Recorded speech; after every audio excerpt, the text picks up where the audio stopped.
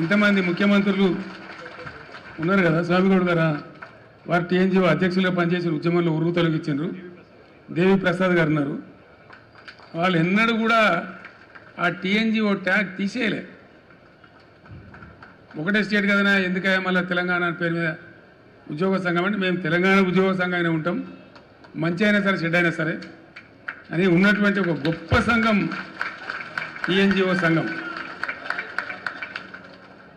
కొద్దిమంది అంటే జయశంకర్ లాంటి వాళ్ళు, టీఎన్జీఓ లాంటి వాళ్ళు అక్కడోళ్ళు తమ పట్టు మీద ఉన్నారు, మనసులో ఉన్న భావాన్ని అట్లా పెట్టుకొని ఉన్నారు, దిక్కుమొక్క లేకపోయినా ఉన్నారు. ఇట్లా ఉండే తెలంగాణ. నేను జయశంకర్ గారిని అడిగిన, సరే ఉద్యోగం ఆరిపోయింది, ఎక్కడ లేకుండా అయిపోయిండు, ముల్కీ రూల్సే రద్దు చేస్తే మాట్లాడేవాళ్ళు లేకుండా పోయిండు, మరి మీరు ఏం చేశారు సార్ అని అడిగిన. ఏం లేదు, లెక్కలేసుకుంటూ కూర్చున్నా, ఎక్కడన్నా సుఖదగిపడేట్టు మీటింగ్ పిలిస్తే పోదుంటి, అందులో భాగంగా మీ దుబ్బాక కూడా వచ్చినా అని చెప్పిండు ఆయన. మీ దుబ్బాక ప్రాంతమే కదా, అక్కడ కూడా వచ్చినా అని చెప్పిండు. ఎంతమంది వద్దరు మీ మీటింగ్లో కొని అడిగిన నేను. ఓ 15 మందో 10 మందో 20 మందో వచ్చేది, అక్కడికే మేము తృప్తి పడేది అన్నాడు. ఎందుకు ఆ ఉద్యమ ఆ సభలు ఎందుకు కొనసాగించారు అంటే ఆయన నికార్సైన తెలంగాణ వాది కాబట్టి నాతో ఒక మాట చెప్పిండు, ఏనాటికన్నా ఓ కేసీఆర్ లాంటి ఒకడు రాకపోతాడా తెలంగాణకు, వచ్చే నాటికి ఎవడన్నా ఒకడు వస్తే తాలూకా ఒక 10 మందో 15 మందో రెడీగా ఉండాలి తెలంగాణ వాదులు అనే దాంతో మేము కొనసాగించినాము. ఆ సోయి మిగిలింటే చాలు అనుకొని ఆ తిప్పల పడ్డాము అని చెప్పిండు ఆయన. అంటే నికార్సైన తెలంగాణ వాదులు, నిజమైన తెలంగాణ వాదులు అవి అట్లా పనిచేసిండ్రు, అట్లా ఉన్నారు పాపం.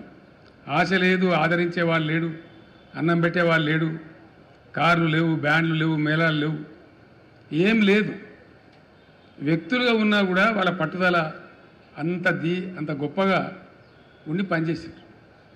సో వారితో పాటు కొంతమంది సహచరులు ఎప్పటికప్పుడు షేర్ చేసుకునే వాళ్ళు ఉన్నారు. నిజానికి నేను ఉద్యమం ప్రారంభించేదాకా జయశంకర్ అనే ఒక వ్యక్తి ఉండని నాకు కూడా తెలియదు. ఆయన ఎవరు న్యూ. ఎంత కూరుకపోయింది పాతాళ లోకంలో అంటే చాలా దారుణంగా. అసలు మనోళ్ళే మొత్తం హైదరాబాద్లో బతుకమ్మ పండుగ ఆడితే మోటు ఆడే పరిస్థితి లేదు. తెలంగాణ బిడ్డలే కానీ బతుకమ్మ ఆడితే ఏమనుకుంటారో ఏందో అనే పరిస్థితి హైదరాబాద్లో. మనోళ్ళంతా ఆనగకాయ బంద్ చేసి సొరకాయని మొదలుపెట్టింది, పుంటికూర బంద్ చేసి గోంగూరను మొదలుపెట్టింది. అంటే మన మాతృభాషను, మన స్వతహాగా మనం పుట్టినప్పటి నుంచి ఉన్నటువంటి భాషను కూడా మాట్లాడితే మొరటేమో ఏమని అనుకుంటారేమో అనే స్థాయికి నెట్టివేయబడ్డది తెలంగాణ. ఘోరాతి ఘోరం. నేను జయశంకర్ గారు ఒకరోజు ఉద్యమంలో తిరుగుతూ ఉన్నాం. ఆ పై ప్రాంతానికి పోయినాము, ఆదిలాబాదో బహుశా ఏ ప్రాంతానికి పోయినామో. తిరిగి హైదరాబాద్ వస్తూ ఉంటే పైనుంచి కోరుట్ల, జగిత్యాల నుంచి ఆ సిరిసిల్ల మీదుగా వస్తూ ఉన్నాం. సిరిసిల్ల పట్టణంలో రాత్రి మేము 11:45 అవుతా ఉంది.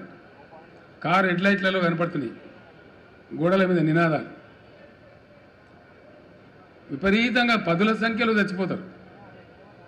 దుబ్బాకలో, పోచంపల్లిలో, సిరిసిల్లలో, ఇంకా అనేక చేనేత ప్రాంతాలలో డజన్ మంది చచ్చిపోడు, 6 చచ్చిపోడు, 7 చచ్చిపోడు ఒకటే రోజు. అక్కడ ఉన్న కలెక్టర్ గారు జనార్దన్ రెడ్డి గారు అని ఉండే పాపం, జాయింట్ కలెక్టర్, ఆయన గోడల మీద రాయించిండు రాతలు. ఏమి రాయించిందంటే ఆత్మహత్యలు, సావులు సమస్యకు పరిష్కారం కావు, మీరు చావకండి. అప్పటికి 65 ఏళ్ళు స్వతంత్రం వచ్చి దేశానికి. ఏదైనా జయశంకర్ గారితో 60 ఏళ్ళ స్వతంత్ర దేశంలో ఏమో గీ నినాదాలు మనం గొడవల మీద చూసేది. ప్రపంచం ఎటుపోతుంది, మనం ఎటుపోతున్నాము, మనం బతికేం సార్ ఈ తెలంగాణ అంటే. ఇక అయితే నీతో కావాలన్నా కేసీఆర్ నువ్వు దండాడాలి, ఇవ్వకుండా నువ్వు గట్టిగా మొండి ఉన్నావు, నువ్వే కొసదాకా నిలబడాలి, ఏం చేస్తావో చేయాలి అని. అంటే అట్లాంటి సందర్భాలు. తెలంగాణ అంటే అంత చులకన భావం, ఏహ్య భావం. తెలంగాణలో ఉండే శాసనసభ్యులకు ఓనోని కొంత మనసులో ఉన్నా ఏం చేయగలుగుతాం, మనం ఏం చేయలేం కదా.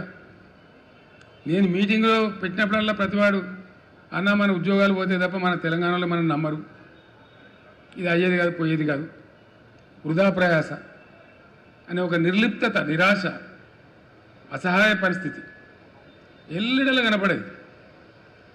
ఈ నిర్లిప్తత ఎంత పెరుగుతూ పోయిందో తెలంగాణ పరిస్థితులు కూడా సామాజిక పరిస్థితులు కూడా అంత దారుణంగా దిగజారుతూ పోయినాయి. బతుకమ్మ అని ఒక సినిమా తీద్దామని మనం ప్రయత్నం చేసినాం. నేనంతా రాసిపెట్టుంటే కథ, కానీ మన తెలంగాణలో దుర్మార్గులు ఎక్కువ కదా. వాడు ధనన పోయి రిజిస్ట్రేషన్ చేసి వాడు మొదలుపెట్టింది దుకాణం. వాడు ఏం తీయలేదు, సన్నాసాలు ఏం లేదు. యాక్చువల్లీ పోతుగల్ అని ఒక ఊరు ఉంటుందండి. ఆ పోతుగల్ ఊరు పక్కనే ఇంకో ఊరు ఉంటుంది. ఆ ఊరికి మా అక్కనిచ్చినాం. గూడూరు అనే ఊరు ఉంటుంది. మా సిస్టర్ని ఇచ్చినాం. మా ఊర్లో పాఠశాల లేకుండే. ఎంత గొప్పగా ఉండే తెలంగాణ అంటే, నేను ప్రైమరీ స్కూల్ చదువుకున్న టైంలో మా ఊళ్ళో సర్కారు స్కూలే లేదు. నన్ను మా నాయన ఊరికి పంపించింది. అక్కడ కూడా భట్రాజు బల్లే చదువుకున్నాను నేను.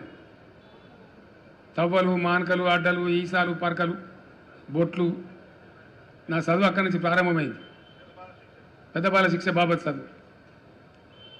అక్కడ అప్పర్ మానేరు నుంచి వచ్చే కెనాల్ ఏదైతే ఉంటుందో దాన్ని నేను ఈత కొట్టేది.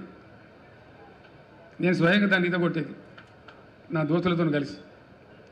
ఆ పోతుగల్ అనే ఊర్లో చూస్తుండగానే బ్రహ్మాండంగా అద్భుతమైనటువంటి రైస్ మిల్స్ వచ్చినాయి. చాలా ఒకళ్ళకి పోటీ ఒకళ్ళు దాదాపు ఒక 15-20 రైస్ మిల్స్ వచ్చినాయి పెద్దవి. అది ఇంచుమించు ఒక వ్యాపార కేంద్రంగా, ఒక వడ్ల కొనుగోలు కేంద్రంగా మారింది. నా కళ్ళ ముందర నేను సాక్షి ఉంది. ఎట్టెట్ల తెలంగాణలో పరిస్థితులు దిగజారుతున్నాయో ఒక్కటంటే ఒకటి కూడా లేకుండా ఆ రైస్ మిల్ అన్నీ మాయమైపోయినాయి. గొప్ప సీన్ ఉండే బతుకమ్మ సినిమా కోసం.